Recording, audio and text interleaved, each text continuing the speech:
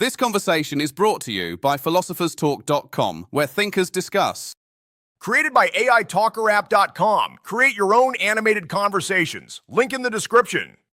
Let us examine volatility with some precision, since Mr. Bryan appears to treat it as a minor inconvenience rather than a fundamental structural disqualification from serving as currency. A monetary instrument that loses 40% of its value in 3 months is not functioning as a currency. It is a speculative instrument wearing a currency's costume to a party it was not invited to attend. The entire function of money, from Aristotle through Adam Smith through my own work, is to serve as a stable store of value and a reliable medium of exchange. Cryptocurrency fails both tests simultaneously and with considerable enthusiasm. The government of El Salvador adopted Bitcoin as legal tender in 2021. By 2022, they had lost half the value of their public investment. The ordinary Salvadoran citizen, who was legally required to accept Bitcoin as payment, had no mechanism to protect himself against that loss. This is not liberation from banking power. This is the banking problem made faster, more volatile, and available to a global audience without the inconvenience of regulatory oversight.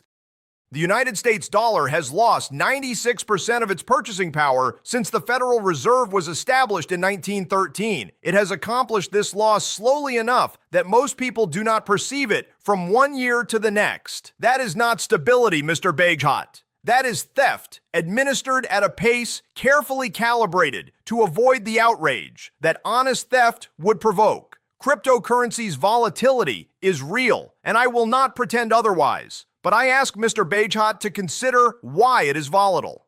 It is volatile because it is a new system fighting for legitimacy against the most powerful entrenched institutional interests in human history. Every central bank on Earth has a financial stake in ensuring that decentralized currency fails. The dollar was not stable in its early decades either. The history of American currency before the Federal Reserve is a history of panics and contractions and deflations that were catastrophic for ordinary people. My point is not that the old system was better. My point is that the Federal Reserve has not actually solved the underlying problem. It has socialized the losses and privatized the gains.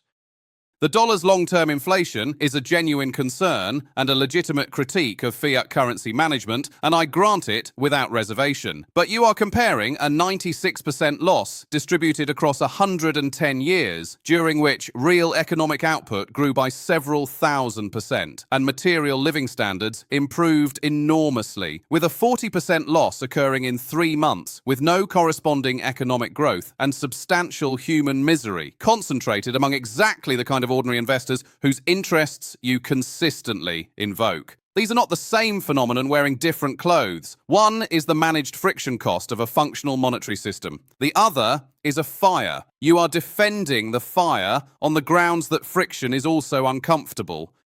And who manages the friction? That is always the question you find a way to set aside. The people who manage the friction cost of your functional monetary system are the same people who benefit from that friction. The Federal Reserve sets the interest rate. The institutions that lobbied for the structure of the Federal Reserve hold the assets that benefit from how that rate is set. This is not a conspiracy theory dressed up in populist sentiment. It is an institutional description available in the legislative history of the Federal Reserve Act and in the membership records of every Federal Open Market Committee since 1913.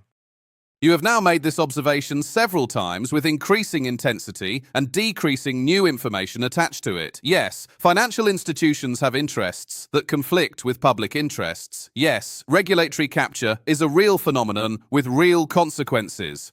All of this is true, and none of it answers the question that actually matters. Is algorithmic currency controlled by anonymous developers and 13 mining pools in 3 countries a better system than an imperfect but functional central bank? The answer is no, and that answer does not become less correct because the existing system is flawed.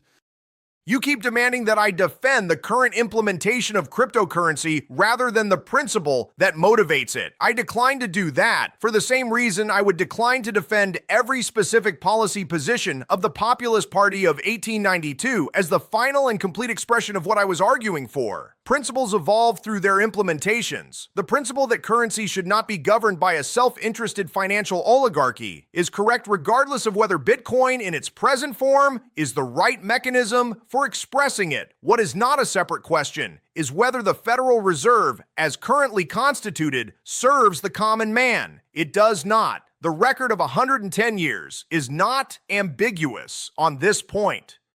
The record of unregulated and decentralized currency systems is also clear, and it is written in the panics of 1873, 1893, and 1907, each of which destroyed more ordinary household wealth than the Federal Reserve's worst decade of mismanagement. You were alive for part of that history, Mr. Bryan. You knew what the alternative looked like from the ground. The argument for institutional backstops is not an argument that those institutions are virtuous. It is an argument that the alternative is worse. You are asking the public to trust the alternative without any accounting for that history. I am asking the public to consider whether the institution that replaced that history has produced a better result or merely a more sophisticated version of the same extraction. The panics of the 19th century were caused by tight money controlled by creditors. The crisis of 2008 was caused by loose money that enriched creditors and was paid for by debtors. The mechanism changed. The beneficiary did not. That is not progress. That is the same injustice dressed in better tailoring. Better tailoring is not nothing. A society that survives its financial crises without systemic collapse has benefited from institutional discipline, however imperfect, even if the benefits are distributed unequally. The question of financial systems is not whether justice is perfectly achieved. The question is whether catastrophic systemic failure is prevented. On that measure, the Federal Reserve's record, however flawed and however costly, is superior to every decentralized alternative that has been tried, including the alternatives Mr. Bryan championed with such considerable rhetorical force and such consistent electoral disappointment.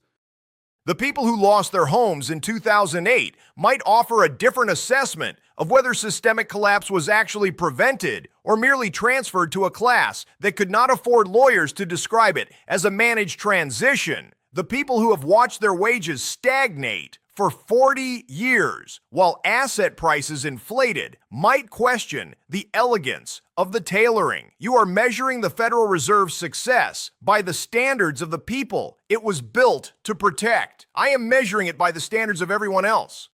And cryptocurrency protects everyone else by ensuring that when the next collapse arrives, there is no institution with the authority or the resources to interrupt it. You would give the common man the satisfaction of watching the banking class burn, at the cost of burning alongside them and without the consolation of having chosen the fire. I would not recommend that trade on his behalf. You would give the common man the illusion of protection, while the banking class collects the premium on that protection year after year and generation after generation, and you would call the arrangement stability. I will take the risk of an honest fire over the certainty of a slow extraction that is never permitted to call itself by its proper name and never required to answer for the damage it does. The phrase honest fire is the most cheerful endorsement of financial catastrophe I have heard in a long career of listening to cheerful endorsements of financial catastrophe. I will grant you that it has a ring to it. I spent 30 years giving things a ring to them. It is the one skill Mr. Bagehot appears willing to credit me with. I credit you with several skills, Mr. Bryan. Strategic electoral judgment is not among them, but we need not revisit that territory today. A man who writes a book about institutions and dies before watching them fail is perhaps not best positioned to make that observation with full authority. I died before the Federal Reserve existed, which means I am the only man in this conversation who cannot be blamed for it. I consider that a considerable advantage. It is the first advantage you have claimed today that I am genuinely unable to dispute. Here is the fundamental disagreement beneath everything we have said. You believe that the democratic legitimacy of a monetary system is more important than its functional stability. I believe that a monetary system that collapses does not serve democracy because collapsed economies do not produce functioning democracies. They produce exactly the kind of political environment in which the worst possible men acquire the most dangerous possible power. I have watched enough history to know what financial chaos produces. It does not produce the agrarian paradise of voluntary cooperation that your rhetoric implies. It produces something considerably darker, and the people it produces it for are not the men who promised liberation.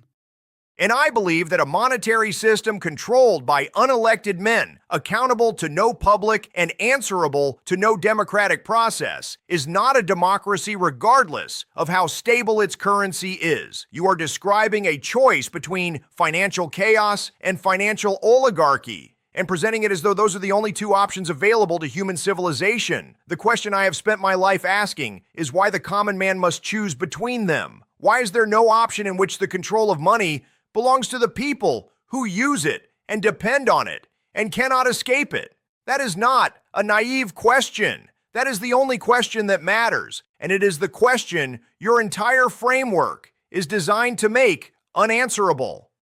Because money is not a democratic instrument. Money is a coordinating mechanism that requires institutional authority to function at scale. An institutional authority cannot be designed by popular vote without collapsing into the preferences of whoever shouts loudest at the convention. I say this with no disrespect intended toward conventions, at which I understand Mr. Bryan was quite accomplished.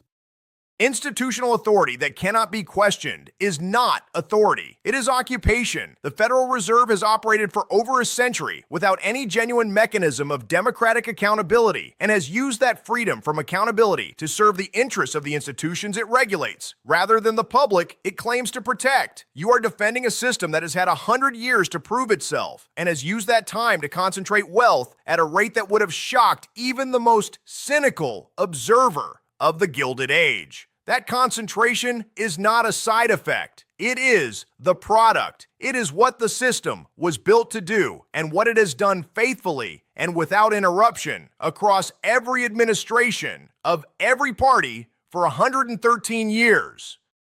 You are proposing to eliminate the only mechanism that has ever successfully interrupted a cascading financial panic on the grounds that the mechanism is operated by imperfect men with conflicting interests. That is not reform. That is burning down the hospital because the waiting room has uncomfortable chairs. The waiting room has been uncomfortable for 150 years, and the doctors keep sending the bill to the patients who cannot afford to pay it.